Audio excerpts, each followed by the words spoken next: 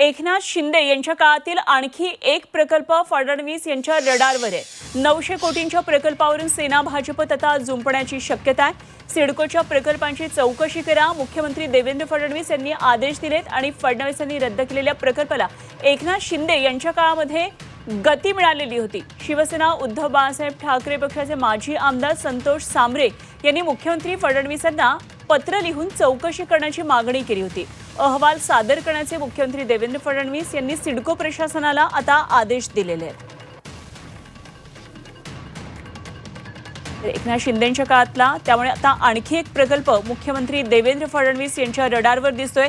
900 कोटींच्या या प्रकल्पावरून सेना आणि भाजपमध्ये पुन्हा एकदा जुंपण्याची शक्यता आहे। सिडकोच्या प्रकल्पाची चौकशी करा असे मुख्यमंत्री देवेंद्र फडणवीस यांनी आदेश दिले। तर आधीच्या सरकारने काय भ्रष्टाचार केला असेल, काय घोटाळे केले असतील,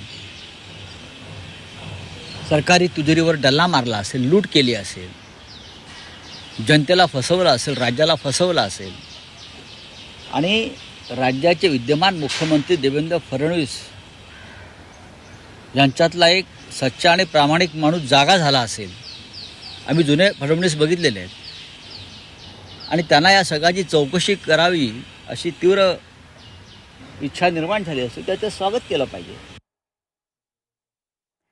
तर पुन्हा एकदा संजय राऊत यांनी देवेंद्र फडणवीस यांचं कौतुक केले। आम्ही जुने मुख्यमंत्री पाहिलेत, त्यामुळे या कारवाईचं त्यांनी स्वागत केलेलं आहे। आणखी सविस्तर तपशील जाणून घेऊया। आमचे प्रतिनिधी ओम देशमुख सध्या आपल्याबरोबर जोडले गेलेले आहेत। ओम, खरं तर आमदार संतोष सांबरे, माजी आमदार संतोष सांबरे यांनी मुख्यमंत्री फडणवीसांना या संदर्भात पत्र लिहून अशा प्रकारे चौकशी करावी अशी मागणी केली होती आणि आता चौकशी होणार आहे असं कळतंय। काय नेमके सविस्तर तपशील? अनुपमा, सिडकोनं जालना जिल्ह्यामध्ये एक गृहनिर्माण प्रकल्प करण्याचं प्रस्तावित केलं होतं आणि 2019मध्येच या प्रकल्पाच्या संदर्भात एक प्रकारे रद्द करण्याचे आदेश तत्कालीन मुख्यमंत्री देवेंद्र फडणवीस यांनी 2019मध्ये दिले होते। जुलै 2019मध्ये साधारणपणे ही घटनाक्रम घडला होता। मात्र त्या प्रकल्पाला पुन्हा एकदा जुलै 2023 जुलै 2023मध्ये या प्रकल्पाला पुन्हा एकदा गती मिळाली। तो प्रकल्प पुन्हा एकदा नोटिफाय झाला, त्याचं भूसंपादन सुरू झालं आणि त्याचा जवळपास 300 कोटींचा मावेजा देखील वितरित झालाय। अशा प्रकारचा एक सगळा प्रकार समोर आला आहे।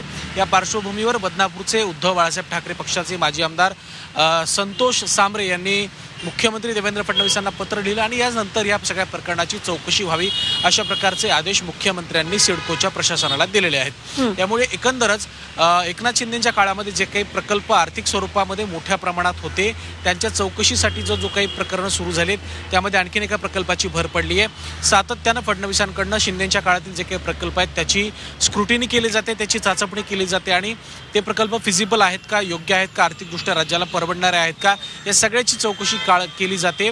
त्याचाच एक भाग म्हणून 900 कोटींच्या या प्रकल्पाची आता चौकशी होणार आहे। सगळ्यात महत्त्वाचा आणि शेवटचा भाग या प्रकल्पाच्या संदर्भात स्थानिक लोकप्रतिनिधी आणि प्रशासनाच्या अधिकाऱ्यांमध्ये साटलोट आहे असा गंभीर आरोप स्थानिक काही नेत्यांनी केला आहे। संतोष सांबरे यांनी आपल्याशी बोलताना काही महत्त्वाचे खुलासे देखील या प्रकरणामध्ये केलेले आहेत। त्यामुळे देवेंद्र फडणवीसांच्या माध्यमातून या प्रकल्पाची चौकशी होणार आहे आणि हा प्रकल्प मुळात फिजिबल आहे का आणि तो योग्य आहे का याबद्दल आता सिडकोकडनं अहवाल मागवण्यात आला आहे। त्यामुळे शिंदेंच्या काळातला आणखीन एक प्रकल्प फडणवीसांच्या रडारवर आलाय।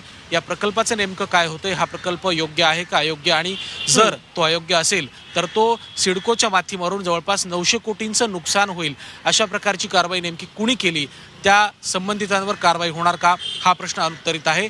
याबद्दल नेमकं काय होतंय हे देखील पाहणं महत्त्वाचं आहे। ओम, धन्यवाद दिलेल्या माहितीसाठी। आणि आपल्याबरोबर स्वतः सध्या संतोष सांबरे जोडले गेलेले आहेत। आपण या संदर्भात आणखी माहिती जाणून घेऊया, चर्चा करूया। संतोषजी, आपल्यापर्यंत पण निश्चितच हे कळलं असेल की आता जो अहवाल आहे तो सादर करण्यासाठी सांगितलेला आहे मुख्यमंत्र्यांनी आणि सिडको प्रशासनाला आदेश दिलेत। आपल्या पत्राची, आपल्या मागणीची दखल घेतली गेलेली आहे।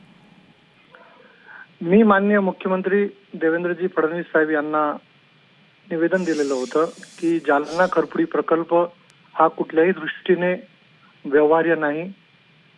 काही भूमाफियांनी प्रकल्पाच्या पूर्वी जागा संपादित केलेल्या होत्या आणि जागा संपादित करून सिडकोच्या माथी मारण्याचा प्रयत्न या निमित्ताने सुरू झालेला होता। 2019ला माननीय फडणवीस साहेब मुख्यमंत्री असताना त्यांनी EY कंपनीला अहवाल सादर करण्याचे निर्देश दिले होते। हॅलो. बोला सर. EY कंपनीच्या अहवालानंतर तो प्रकल्प कुठल्याही दृष्टीने फिजिबल होऊ शकत नाही. त्यांचा फिजिबिलिटी रिपोर्ट पूर्णपणे निगेटिव्ह होता. म्हणून EYच्या रिपोर्ट प्रमाणे सिडकोच्या बोर्डाने शासनाकडे प्रस्ताव पाठवला की हा प्रकल्प रद्द झाला पाहिजे आणि त्या काळामध्ये सिडको प्रकल्प हा खरपुडीचा रद्द झाला. नंतरच्या काळामध्ये या भूमाफियांनी काही अधिकाऱ्यांना हाताशी धरून हा प्रकल्प पुन्हा सुरू करण्याच्या हालचाली सुरू केल्या आणि परत एकदा नोटिफिकेशन जारी करण्यात आलं. वास्तविक पाहता EY कंपनीने आणि सिडकोच्या इंटरनल सर्व्हेमध्ये सुद्धा हा प्रकल्प कुठल्याही दृष्टीने फिजिबल नाहीये असा अहवाल आल्यानंतर सुद्धा परत त्याच जागेवर सिडको प्रकल्प आणण्याची आवश्यकता काय गरज होती? कारण त्या ठिकाणी आणि तो एकनाथ शिंदेच्या काळामध्ये त्यांच्या कारकिर्दीमध्ये त्याला गती मिळाली होती, बरोबर? नाही, आता कोणाच्या काळामध्ये गती मिळाली हे मला सांगता येणार नाही, पण इथल्या भूमाफियांचा आणि अधिकाऱ्यांचा हा प्रताप निश्चितपणे दिसतोय. याचं कारण असं आहे की ज्या वेळेस EY कंपनीचा अहवाल आला, प्रकल्प रद्द झाला, त्यानंतर KPMG कंपनी नव्याने त्या प्रकल्पाचं त्यांनी त्रयस्थ संस्थेनी फिजिबिलिटी रिपोर्टसाठी अहवाल दिला. EY कंपनीचा आणि KPMG कंपनीचा दोन्ही कंपनीचा अहवाल हा परस्पर विरोधी होता, कॉन्ट्राडिक्टरी होता. म्हणून माझं असं म्हणणं आहे की हा प्रकल्प कुठल्याच दृष्टीने फिजिबल नसताना फक्त काही मोजक्या भूमाफियांना, उद्योजकांना फायदा पोहोचवण्याच्या उद्देशाने हा प्रकल्प सिडकोच्या माती मारण्यात आलेला आहे. त्या भूमाफियांनी सिडकोच्या 22.5% जमिनी परत घेण्याच्या योजनेला सुद्धा झुडकावून लावलेला आहे आणि फक्त त्यांना पैसा पाहिजे, त्यांना जमीन नाही पाहिजे, कारण ते प्रकल्प फिजिबलच नाहीये. मग कशा पद्धतीने हा प्रकल्प आणण्यात आला? हा अधिकारी आणि त्या भूमाफियांच्या संगनमताने हा पूर्ण प्रताप झालेला आहे. अगदी लक्षात आला मुद्दा. धन्यवाद. आपण झी24 तास बरोबर बोललात आणि ही आपली प्रतिक्रिया सविस्तर व्यक्त केली त्याबद्दल.